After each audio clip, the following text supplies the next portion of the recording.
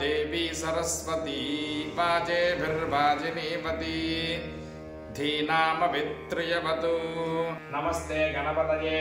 त्वमेव प्रत्यक्षं तत्त्वमसि त्वमेव केवलं कर्तासि त्वमेव केवलं धर्तासि त्वमेव केवलं हर्तासि त्वमेव सर्वं कल्विदं ब्रह्मासि त्वं साक्षादात्मासि नित्यं व्रतं वच्मि सत्यं वच्मि अवत्वं माम् अवभक्तारम् अवश्रोतारम् अवधातारम् अवधातारम्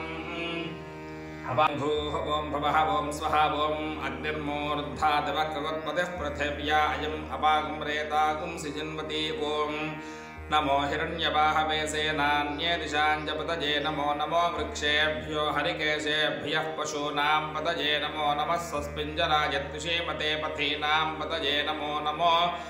बभ्रुषाय व्याधिनेन्नानां पतये नमो नमो हरिकेशायोपवीतने पुष्टानां पतये नमो नमो भवस्य हेत्यै जगतां पतये नमो नमो रुद्राय तताविने क्षेत्राणां पतये नमो नमः सूताय हन्त्याय वनानां पतये नमो नमो रोहिताय स्थपतये वृक्षाणां पतये नमो नमो मन्त्रिणे वानिजाय कक्षाणां पतये नमो नमो भुवन्तये वानिवस्कृताय औषधीनां पतये नमो नम उच्चैर्घोषाय क्रन्दयते पत्तीनां पतये नमो नमः कृत्स्नपीताय धावते सत्त्वनां पतये नमः ॐ अग्निर्मूर्धादिवः कगुत्पतिः पृथिव्या अयम्